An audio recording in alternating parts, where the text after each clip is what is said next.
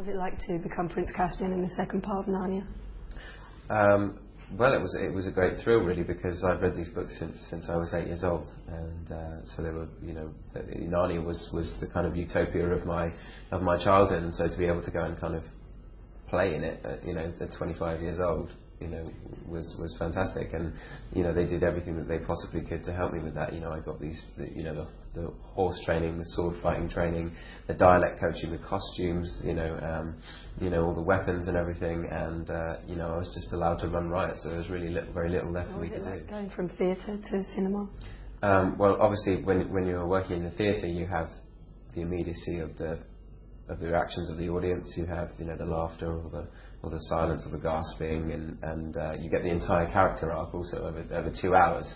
In theatre, 2.5 hours takes 2.5 hours, and this film is 2.5 hours, but it took 7 months to film, and then another 4 or 5 to publicise. So it's a very different type of skill set that you need to work in films as well. You have to sort of psych yourself up for that very specific moment that you need that day. But that's a skill that I'll still be learning, and that's the fascinating thing about being able to do both. But it's definitely a very different. The director it was a really long audition, really long casting process, and then he found you 2 weeks before starting the film. Yeah. Why do you think? What made him go for you? I'm not a say. I don't know.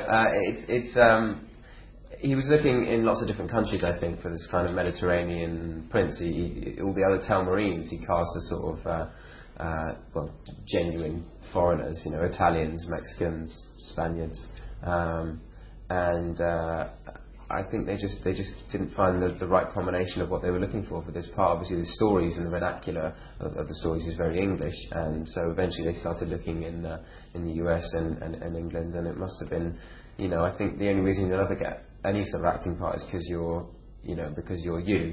He would have seen something in me that he thought was similar to Caspian, whether that was a vulnerability or I don't know what. You'd have to ask him. Was it like shooting the film? You travelled to loads of different countries and yeah, it was amazing. We started off in New Zealand. The place that I trained to do the horse riding, and the place that I shot my first scenes, the name of the location was called Paradise. That was the name of the town. So it tells you a little bit about the sort of surrounding scenery, and then these beautiful countries. We shot 5 months in Prague and Poland and a little bit in Slovenia, and we got to see the best of these countries. We got sort of private access to all these beautiful parks and forests and things, and it was wonderful. Do you think Prince Caspian will be in any of the next sequels to the film?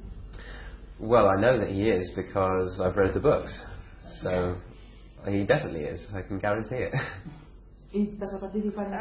But will it be you as Prince Caspian? Yes.